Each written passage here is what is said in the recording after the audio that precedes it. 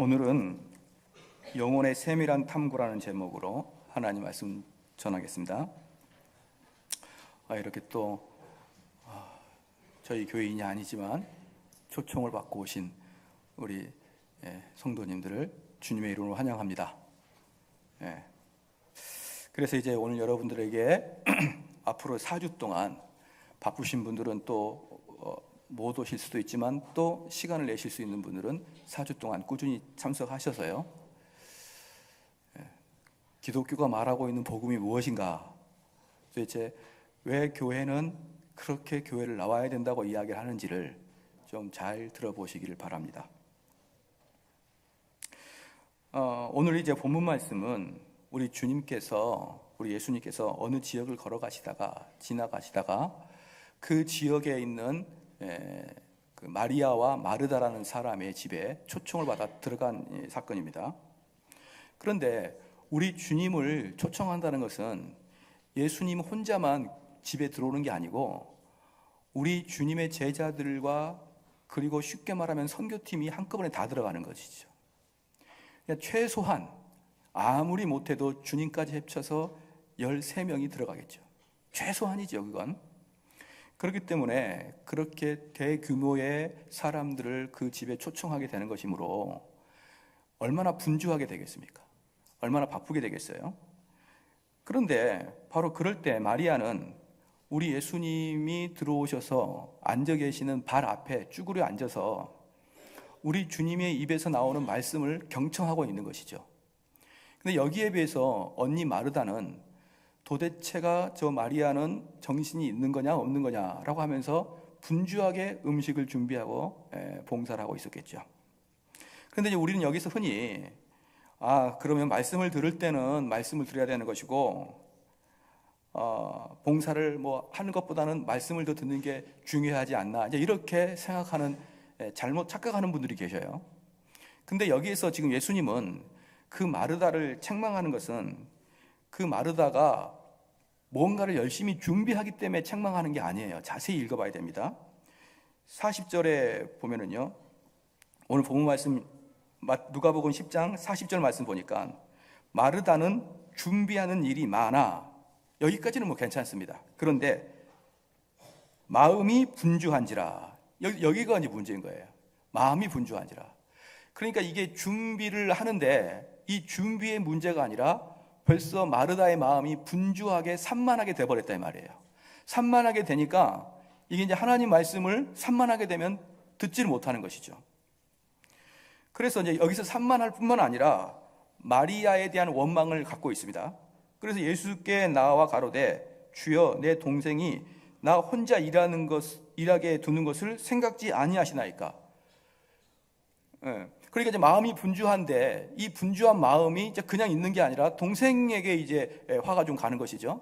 근데 동생에게 가는 것뿐만 아니라 예수님께까지 원망이 가는 거예요. 이런 말이죠. 예수님, 이런 바쁠 때 마리아 저거 정신머리 없이 저렇게 앉아 있는 것을 보고 두시고 있습니까?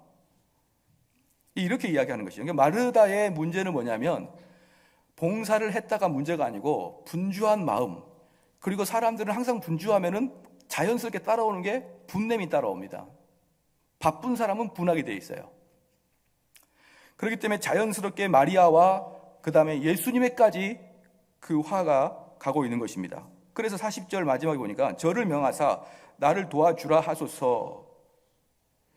그래서 예수님께서 41절에 주께서 대답하여 가라사대 마르다야 마르다야 네가 많은 일로 염려하고 근심하나. 여기에서 지금 예수님께서 지금 마르다를 책망하는 게 뭐냐면 너가 봉사한다고 잘난 척 하지 마라. 그게 책망이 아니에요. 너 봉사 좀 한다고 목에 힘을 주고 그러는 것 같은데 그렇게 책망하는 게 아니고 봉사한다는 미명하에 네 마음이 근심과 염려와 분주함이 있지 않느냐 이 말입니다. 그렇죠? 그러면서 우리 주님께서 하시는 말씀이 그러나 몇 가지만 하든지 혹 한 가지만이라도 족하니라 이렇게 얘기했거든요. 그래서 오늘의 설교에 여러분들에게 제가 오늘 말씀을 드리고 싶은 게 뭐냐 그러면 지금 예수님께서 마르다를 아주 온유한 마음으로 책망을 하시면서 혹 한 가지만이라도를 중심적으로 볼 거예요. 그럼 예수님께서 마르다에게 한 가지만이라도 그 한 가지가 무엇이냐라고 보는 것이 오늘의 우리의 주제인 것입니다. 그럼 이 주제를 보려고 그러면 이 마르다가 지금 이 한 가지만이라도 이 앞에 부분에 뭐냐면 마음이 분주하고 염려가 있고 아주 산만한 상태에 있다는 것을 여러분 잘 아시겠죠? 그렇기 때문에 우리 주님께서 말씀하시는 혹 한 가지만이라도는 이것과 반대적인 개념이 들어가 있는 것이에요. 자, 그러면 뭐냐 그러면 주님께서 하신 말씀은 첫 번째, 네 영혼을 위해서 근심하라는 겁니다. 영혼을 위해서. 첫 번째가 너 영혼을 위해서 근심하라. 이걸 우리가 먼저 알고 있어야 됩니다. 그것은요, 영혼을 위해서 염려하는 것입니다. 왜냐 그러면 주님은 마르다에게 영혼을 위한 염려에 관해서 온유하게 고면했는데요. 일단 영혼에 대한 근심과 걱정이 있는 사람들은 그래야 드디어 그리스도의 말씀을 들을 수 있기 때문에 그렇습니다. 그러니까 내 마음속이 분주하고 산만한 사람들은요, 그래서 그 영혼에 대한 근심함이 없는 사람들은 자연스럽게 그리스도의 말씀이 잘 들리지 않아요. 그래서 저는 오늘 목표가 뭐냐면 여러분들의 영혼을 근심케 하는 게 여러분 목표인 것입니다. 그래야 여러분들은 그리스도를 찾는 것이고, 그러지 않으면요, 그러지 아니하고 교회 나온 사람은 두 가지 중에 하나예요. 습관적으로 나오든지 아니면은 잘못 오해하고 교회를 다니든지 둘 중에 하나입니다. 오늘 그래서 설교를 쭉 들어보면은 내가 선교를 들어보니까 기독교를 오해하고 있었겠구나라는 생각을 여러분이 가진다 그러면 참으로 잘했다라고 저는 평가하고 있습니다. 그러면 이 한 가지가 뭐냐? 한 가지가 뭐냐면 우리의 죄를 마음 깊이 회개하고, 첫 번째 우리 죄를 마음 깊이 회개하고, 두 번째 영원한 복음을 진심으로 믿음으로써, 세 번째 주 예수 그리스도의 의와 생명이 내 안에 들어오게 하는 것, 이것이 목표입니다. 이게 한 가지예요. 그러니까 우리 주님께서 마르다가 분주하고 염려하는 것에 반해서 한 가지만이라도 네가 가져라, 이 한 가지가 뭐냐 그러면 여러분들이 죄의식을 가지고 그 다음에 영원한 복음을 진심으로 믿어 예수 그리스도가 여러분 안에 들어가는 것을 한 가지라고 표현하는 것입니다. 사랑하는 성도 여러분, 새로 나온 사람들은 거의 100%예요. 100% 오해하고 있는 게 뭐냐면, 이 기독교인이라는 것은요, 종교인뿐만 아니라 그가 아니라 기독교인이라는 것은 어떻게 보통 생각하냐? 두 가지 생각합니다. 이 세상을 착하게 살기 위해서 교회를 다닌 거지, 이렇게 생각해요. 이 세상에 착하게 다녀서 그래서 가난한 자 돕고 외로운 자 찾아다니고 이렇게 하기 위해서 교회를 다니지, 그래서 기독교가 필요하지라고 한 사람은 생각할 거예요. 한 부류는. 또 한 부류 뭐냐면 좀 더 이기적인 사람은 교회가 마음이 평안해지니까 가지, 이렇게 이야기할 겁니다. 이거 외에 다른 거 있나요? 아마 교회를 다니지 않는 사람은 거의 대부분 기독교가 이럴 것이다 라고 생각하고 있고, 그래서 여러분들의 마음에 딱 맞게 하기 위해서 교회는 많은 가난한 사람을 돕지만 도우면 도울수록 세상은 교회를 더 비판하죠. 기독교의 목적은요, 가난한 자 돕고 윤리적으로 착하게 살고 깨끗하게 살고 선하게 살고 소외된 자를 돌아보고, 그게 기독교인의 목적이 아니에요. 기독교의 목적은 뭐냐? 내가 얼마나 죄인인가를 깨닫고 내가 예수 그리스도의 그 복음을 받아들이고, 그리고 예수님이 내 안에 들어오게 하는 것을 기독교의 목적이라고 보면 되는 것이에요. 다른 말로 조금 더 쉽게 얘기하겠습니다. 여러분, 병원의 목적이 큰 대형 병원의 목적이 가난한 자 돕고 착하게 사는 거 아니죠. 병원의 목적은 병을 낫는 게 목적이듯이, 그래서 그들이 병을 낫고 그리고 또 많은 수익을 얻었으면 그걸로 부수적으로 가난한 사람 좀 도울 수도 있고, 내가 이렇게 병이 들었다가 살아났으니 남은 인생은 내가 좀 돕고 살아야지, 그러면서 도울 수가 있는 거예요. 그럼에도 불구하고 병원의 근본적 첫째 목적은 가난한 자를 돕는 게 아니에요. 첫째 목적은 병 고침입니다. 마찬가지로 교회도 부수적으로 선한 일을 할 수가 있고 부수적으로 남들에게 윤리적 도덕으로 살아갈 수 있어요. 그러나 첫 번째 교회의 목적은 여러분 안에 예수님 들어가는 거예요. 그게 교회의 목적인 것을 여러분 아셔야 됩니다. 그러면 예수님이 들어갈 수 있는 방법이 무엇이냐는 거예요. 예수님이 들어갈 수 있는 방법이 무엇이냐? 네 마음에 분산하지 말고 산란하게 하지 말고 염려하고 걱정하지 말고 근심하지 말고 마리아처럼 예수님 발 앞에 앉아가지고 예수님 입에서 나오는 그 말씀을 따복따복 받아 먹어야만 그 말씀이 예수님 되어서 여러분 마음속에 들어가는 겁니다. 그러니까 지금 예수님께서 하시는 말씀이 무엇이냐 그러면 너가 네 영혼을 좀 걱정하라는 거예요. 너 영혼을 걱정하라. 많은 사람들은 자기 영혼이 도대체 어떤 것인지 잘 모를 것입니다. 그러므로 두 번째입니다. 첫 번째는 영혼을 위해서 염려해야 되는 것이고, 두 번째는 보편성을 가진 영혼에 대해서 관심을 좀 갖자는 것이죠. 그럼 두 번째는 뭐냐면 사람들이 자기 영혼이 어느 구역에 있는지를 깨닫지 못하는 거예요. 영혼이. 이게 뭐랑 똑같냐 그러면요, 우리가 육체를 위해서는 열심히 운동을 합니다. 열심히 운동을 하고 그 다음에 우리가 공부를 잘하기 위해서는 열심히 공부를 합니다. 그렇죠? 아침 저녁으로 조깅할 것이고 아령을 들어서 근육을 나오게 할 것입니다. 그 다음에 우리가 취직을 잘하고 좋은 데를 들어가고 좋은 인생을 살기 위해서는 여러분 불철주야 공부할 것이에요. 그래서 우리 육체와 우리 한 인격 안에 그 인격 하나하나에 그것들을 성실히 하게 됨으로 취득할 수 있는 분야들이 있거든요. 육체의 근육을 위해서는 근육 운동을 해야 될 것이고 공부를 잘하기 위해서는 공부를 해야 되는 것입니다. 그래서 그 분야에 해야 될 게 따로 있는 건데 육체를 근육을 잘 발달시켰다고 해서 자연스럽게 공부를 잘하고 있는 게 아니듯이 공부를 잘한다고 해서 자연스럽게 근육이 나오는 게 아니듯이 여러분 각자의 투자할 것들은 따로따로 있습니다. 그래서 육체를 위해서 투자할 것 따로 있고 여러분은 지성을 위해서 투자할 게 따로 있습니다. 그럼 여러분 영혼에서 무엇을 투자해야 되냐 이 말이에요. 아니요. 여러분 영혼을 위해서 투자하고 계시냐 이 말이에요. 조금이라도. 그래서 이 영혼은 나이가 많이 든 사람이 이제 죽음을 가까이 있으니까 이 영혼에 대해서 근심하고 관심을 갖고 그러는 게 아니에요. 이 영혼에 대한 관심은 여러분 육체에 대한 관심이 할아버지만을 관심 갖는 게 아니고 지성에 대한 관심이 할머니만 관심 갖는 게 아니듯이 우리의 영혼의 문제도 전 인류가 남녀노소가 다 같이 동일하게 관심을 가져야 됩니다. 그래서 시편 49편 1, 2절 말씀에 만인들아 이를 들으라 세상의 거민들아 귀를 기울이라 귀천 빈부를 물어나고 다 들을지어다. 오늘 이 말씀을 그래서 영혼에 관한 말씀을 여러분들은 다 들어야 됩니다.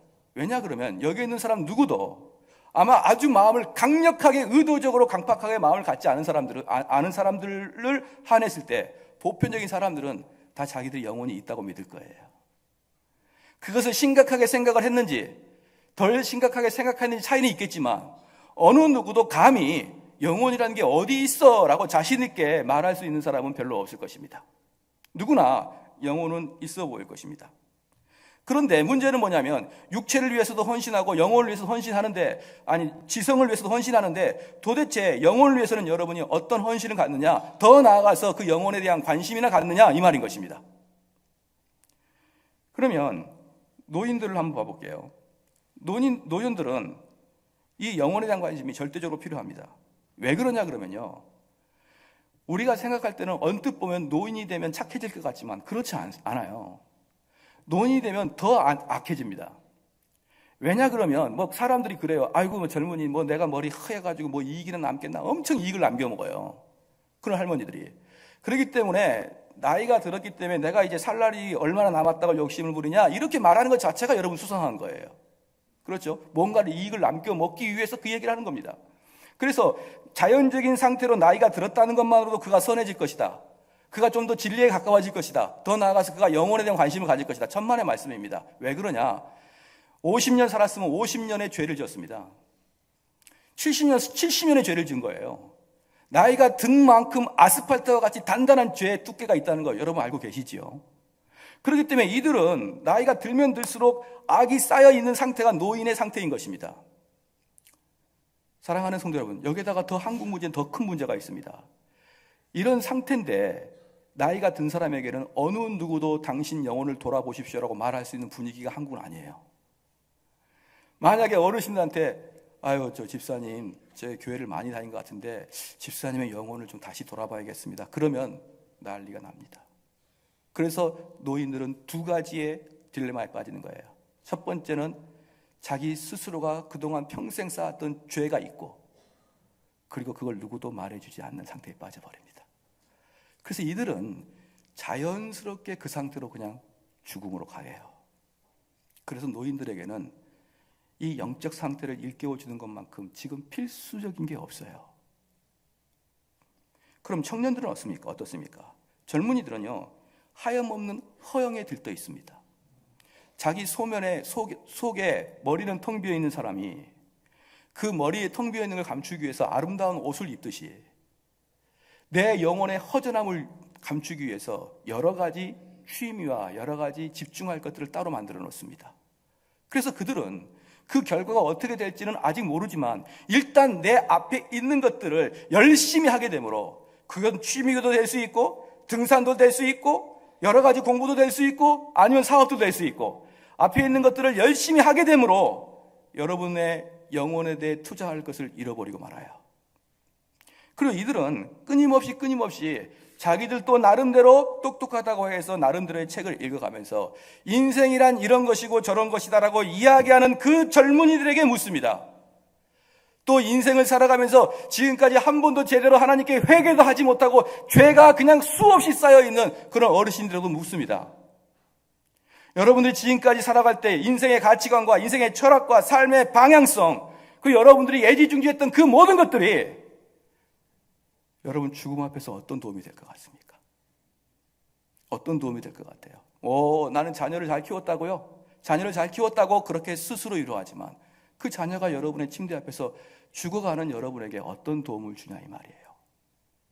우리는 영혼에 대해 다 잊어버리고 내 집안을 위해서, 내 사업을 위해서, 내 자녀를 위해서, 내 성공을 위해서 나의 전 시간을 마르다처럼 분주하게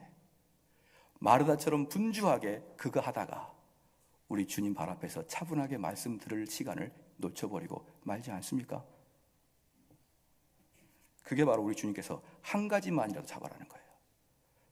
다른 것보다 너가 주 앞에서 차분하게 말씀 듣는 그 한 가지를 잡아라. 우리는 생각해 보십시오. 여기 있는 분들이 제가 얼마나 똑똑한지는 저는 알지 못합니다. 그러나 한국에서 제일 똑똑한 사람이 가는 곳이 주로 어디입니까? 제일 똑똑한 사람이 가는 곳은 주로 정치하는 곳이고 행정부의 높은 관료들일 것이고, 그렇죠? 그 다음에 사법부의 사람들이 제일 똑똑한 사람들이 몰려가 있을 거예요. 우리나라의 최고의 똑똑한 사람은 거기가 있지 않겠습니까? 미국도 제일 똑똑한 부류가 워싱턴에 가 있는 것입니다. 이들은 과학자보다 더 똑똑한 부류들이에요, 사실.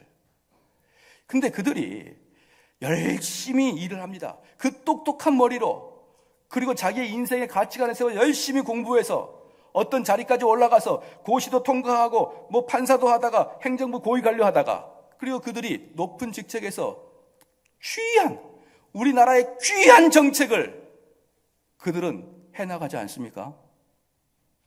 근데 10년 지나니까 쓰레기통에 다 들어가죠. 그렇죠.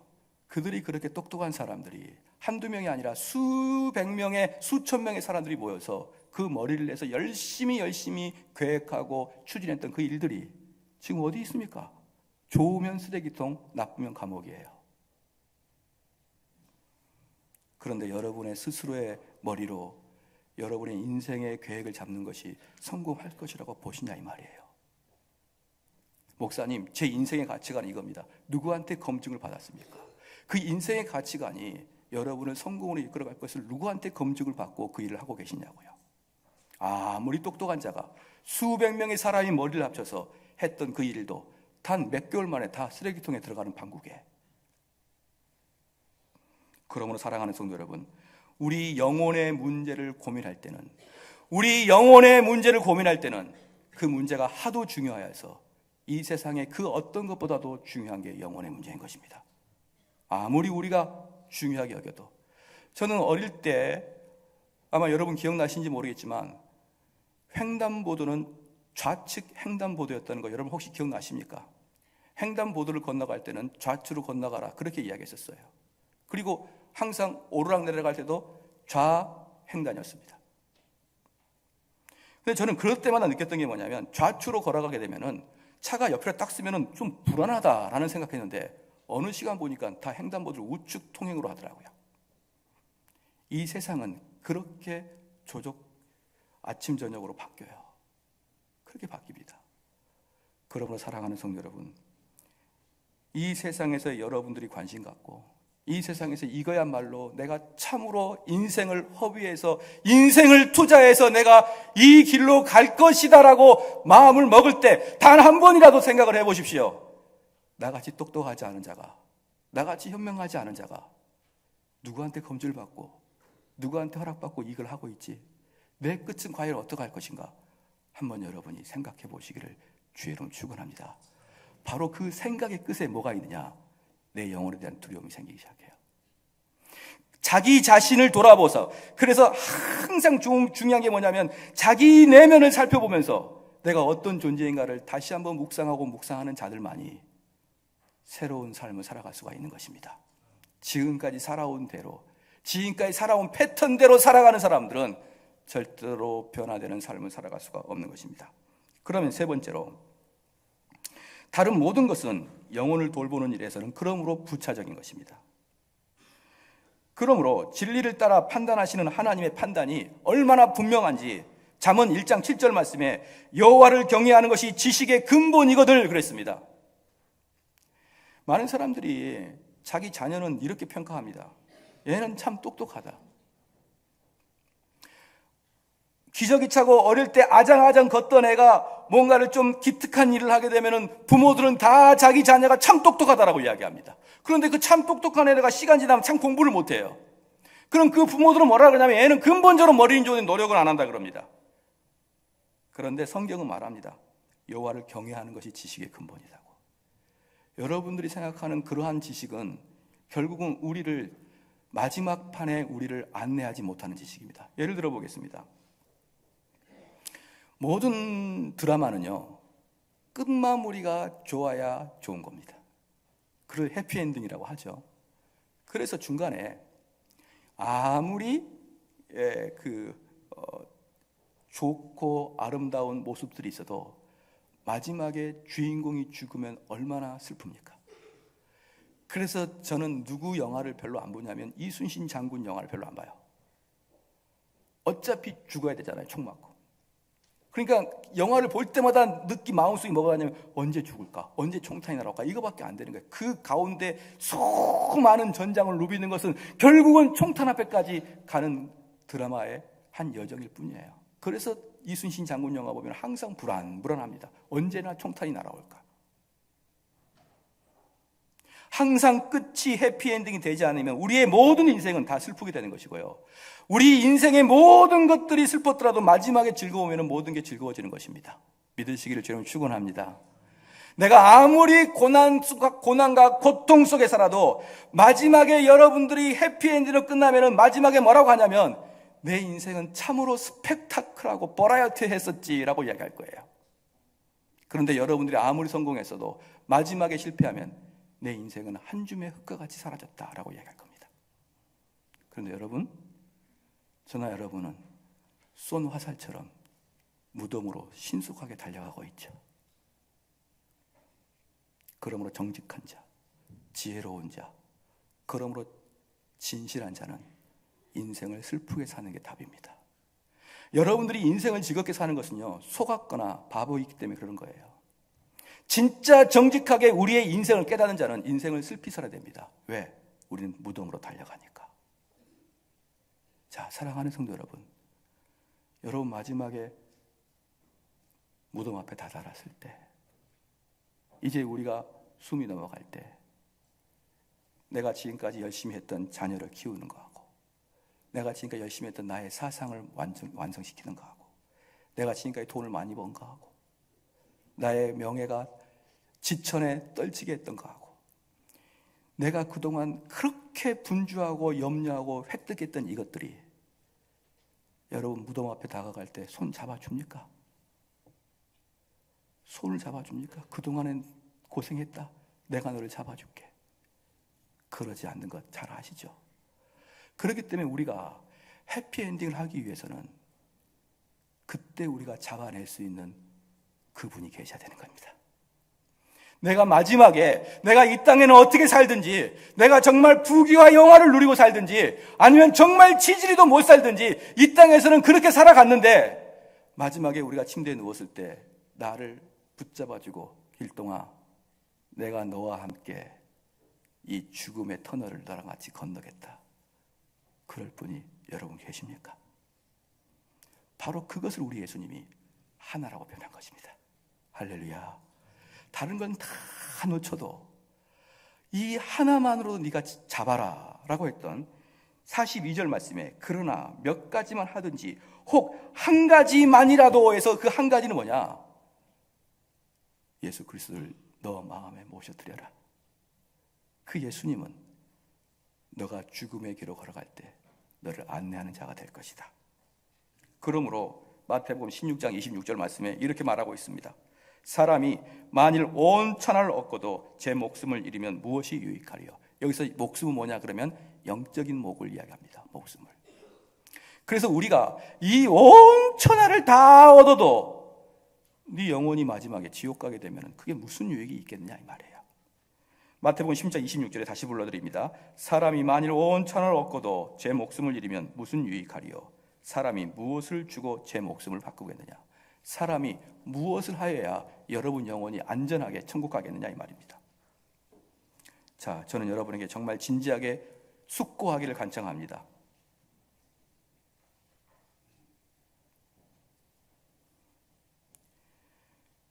내 영혼을 위해서 단 한 시간이라도 집중하고 거기에 나의 모든 걸 투자하고 그러한 적들이 여러분 인생에서 몇 번이나 있습니까? 이제 오늘 이 말씀을 듣고 여러분 마음속에 이런 마음 하나만 가지면 좋겠어요. 지금 가서 세상을 다 접어버리고 신앙생활만 하라, 이게 아니고요. 이제 여러분이 지금까지 여러분 육체를 위해서 수년 동안 그렇게 훈련했습니다. 저는 신앙생활을 갖고 있는 사람들이요, 신앙을 갖고 있는 사람들이 그래도 건강이 최고요, 이런 말을 하는 걸 정말 싫어합니다. 어떻게 건강이 최고일 수가 있습니까? 건강은 매우 중요한 것이죠. 그러나 최고는 여러분 영혼에 그리스도가 있냐 이 말이에요. 여러분 마음속에 예수님이 들어가 계시냐 이 말이에요. 그래서 성도들은 습관적으로라도 그래도 건강이 최고요 라고 하지 마시고, 그래도 예수님이 최고야 라고 하십시오. 할렐루야. 그래도 예수님이 최고인 겁니다.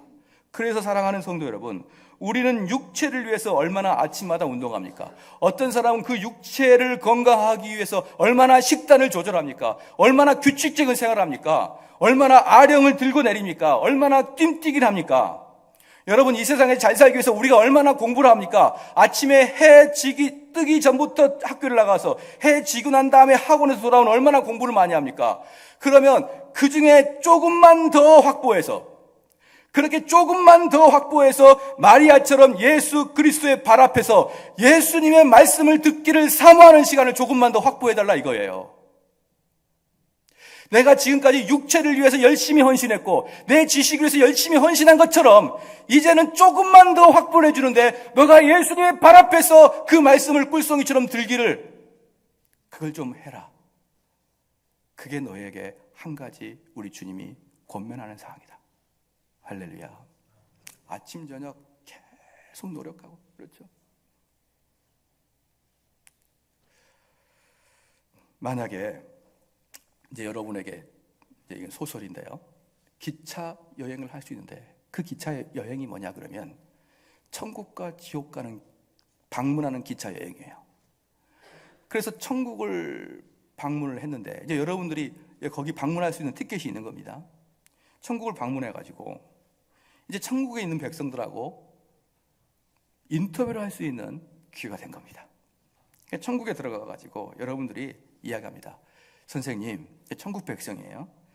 당신이 일생 동안 이 믿음을 지키기 위해서 그처럼 많은 수고를 하지 않습니까? 보편적인 사람들은 먹고 자기 일하느라고 바쁜데 당신은 그 와중에 또 시간을 내서 주일날도 예배드리러 가고 때로는 성경 공부도 하러 가고 이렇게 하면서 많은 시간을 들여서 당신이 그렇게 꼭 영혼을 위해서 그렇게 많이 수고하고 헌신하고 인내하지 않았습니까? 라고 이야기하면서 우리가 묻는 거예요. 선생님, 그럴 만한 가치가 있었던 것입니까? 라고 물으면 천국에 있는 백성들은 그 말 같지도 않은 소리를 물어보십니까? 당연히 가치가 있죠. 이 땅에 살아가는 70이요 80이요 그 시간 동안에 내가 천국 가는 것을 열심히 인내하고 노력하고 그렇게 살아감으로 내가 천국 백성이 되는 것은 당연히 가치 있지요. 아, 그렇군요. 당신은 다시 태어나더라도 그렇게 수고하고 인내하면서 천국을 준비할 겁니까? 두말하면 잔소리죠. 그걸 묻는 이유를 모르겠습니다. 이제 여러분은 다시 기차를 타고 지옥으로 갑니다. 지옥에 갔더니 사람들이 막 그 불 속에서 비명을 지르고 있습니다. 찾아갔습니다. 내가 당신에게 묻겠습니다. 당신이 이 땅에 살아가면서 수많은 나날 동안 자녀를 위해서 헌신했고요, 정의를 위해서 헌신했고, 도덕적으로 살아갔고, 그리고 여러 가지로 자기 본분에 맡은 일을 다 하고 살아갔습니다. 그런데 당신은 예수님을 당신이 영접하지 아니하게 되므로 지옥에 와 있습니다. 선생님, 이 과거에 화려했던 것이 선생님의 지옥에 있을 때 어느 정도 위로가 되고 보상이 됩니까? 라고 물어보시면 그 지옥에 있는 사람은 이렇게 얘기할 거예요. 저 좀 살려주세요. 저 좀 살려주세요. 빼주세요. 여러분, 그렇게 말하지 않겠습니까? 우리는 자녀가 청소년 때 자녀들한테 부모가 이야기하면 자녀들은 그 말을 듣지 않아요. 자녀의 마음속에 어떤 마음이 있냐 그러면요, 이런 마음이 있는 거예요. 엄마가 내 생활을 알아요? 엄마가 우리 시대를 압니까? 근데 엄마 아빠는 알아요. 왜? 우리도 그 과정을 거쳐왔으니까. 근데 인생을 다 살아간 다음에요, 이 목회자의 직분은 어떤 것을 보게 되냐면 마지막 죽어가는 사람을 많이 보는 어쩔 수 없는 그런 사역을 하게 돼 있어요. 그렇기 때문에 우리는 마지막 죽어가는 사람들을 신방하거나 숨 넘어가는 사람들을 그를 위해서 예배드리러 갈 때가 많습니다. 근데 그들 중에 많은 경우가 뭐라고 하냐면, 얘들아, 내가 너희들한테 마지막 유언할게. 제발 신앙생활을 가져라. 그런 사람이 꽤 많습니다. 예수님 영접해라. 그런 사람이 꽤 많아요. 마지막에 돌아가실 때 얘야 공부 열심히 해라, 이런 말 별로 안 합니다. 마지막 돌아갈 때 얘야 출세해라, 이런 말 안 해요. 마지막 돌아갈 때 많은 사람들이 얘야 예수 믿어라, 그렇게 얘기합니다. 그런데 내가 자녀한테 충고할 때는 듣지 않는 자녀가 그렇게 답답하죠. 근데 나와 같은 똑같은 삶을 살고 모든 인생 다 산 다음에 마지막 죽어가는 사람이 충고해 주는 거 잘 안 듣습니다. 할머니니까 그런 소리 하겠죠. 마지막 돌아가실 때 할 말 없으니까 그런 소리 하겠죠. 그리고 많은 경우에 자녀들에게 그 부모가 유언할 때 예수 믿고 교회 다니라, 이렇게 유언합니다. 그렇게 유언한 이유가 뭐냐면 자녀들이 예수님 안 믿었거든요. 예수님 잘 믿는 사람에게 부모가 마지막에 예수 믿으라 하지 않아요. 잘 믿지 않는 자녀에게 예수 믿어라, 그렇게 유언합니다. 그리고 돌아가시거든요. 그걸 제가 다 봅니다.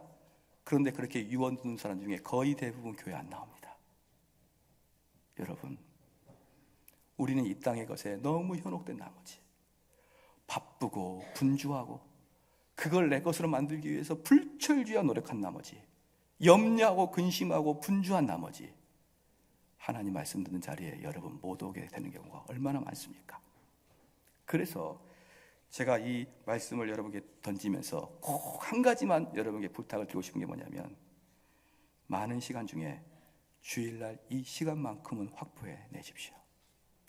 이 시간만큼은 확보해 내셔서 여러분들의 마음속에 예수 그리스도가 들어가게 하시기를 바랍니다.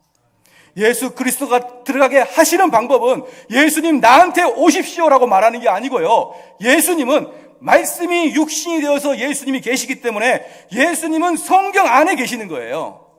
예수님은 무슨 공중에 떠다니면서 예수님이 나한테 오셔서 무슨 짜릿짜릿한 걸 주는 게 아니라 예수님은 성경 안에 계시기 때문에 예수님은 성경을 풀어줄 때 여러분 머릿속을, 여러분의 뇌 속으로 들어가서 여러분의 양심으로 들어가는 것입니다.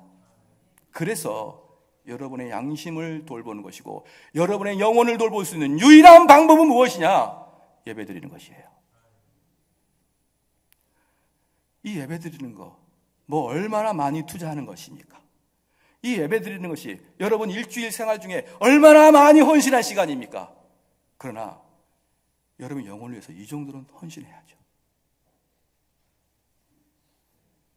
마지막으로 한 말씀만 더 하겠습니다. 이 영혼을 돌보는 일은 얼마나 중요한 일이기 때문에 이 영혼을 돌보는 일은 아무렇게나 얻을 수 있는 게 아니에요.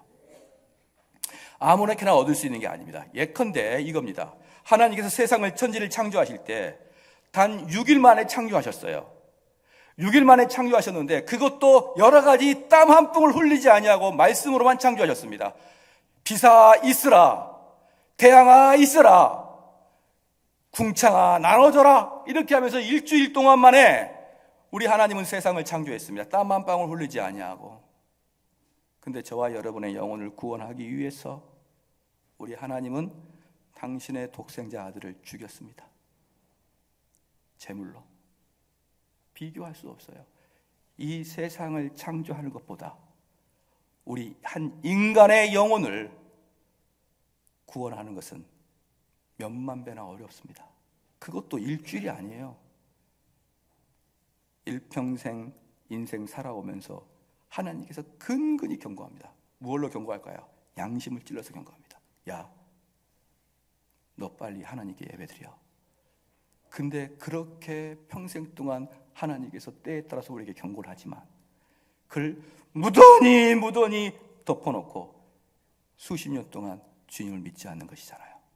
그렇기 때문에 천지창조는 6일 만에 말로, 우리의 영혼 구원은 우리의 일평생을 거치면서 그리스도의 피로 우리를 구원했습니다. 그래서 우리의 영혼은요, 우리 한 명의 영혼은 이 세상보다 더 귀합니다. 그래서 그 귀한 영혼을 하나님께서 구원하시기 위해서 그냥 하지 않습니다. 가장 귀한 방법으로 그것을 얻어냅니다. 이렇게 얻어냅니다. 여러분들이 재산을 모으기 위해서, 이건 아주 중요한 말인데요, 재산을 모으기 위해서는 재산을 모을 수 있는 방법대로 모아야 되는 거예요.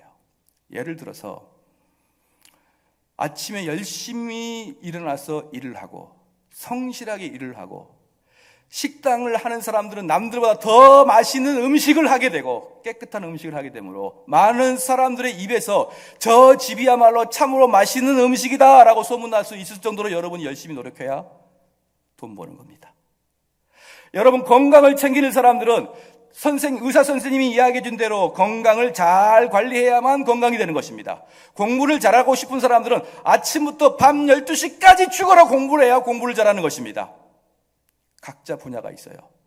그러면 영혼을 위해서는 영혼을 위해서 따로 떼어놔야 되는데 이렇게 오해하는 사람이 있습니다.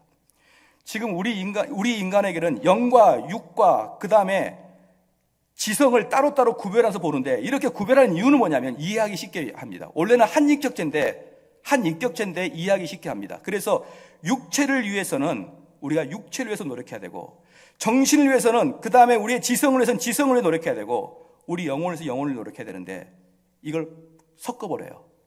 어떻게 되느냐? 우리 영혼을 위해서 노력하면 육체와 지성이 자연스럽게 될 거라는 생각을 합니다. 예를 들어서 내가 열심히 기도한다고 해서 내 육체가 건강해지는 게 아니에요. 여러분의 건강은 훈련해야 건강해지는 겁니다. 내가 열심히 공부해야 좋은 대학교 들어가지 기도한다고 좋은 대학교 들어가는 게 아닙니다.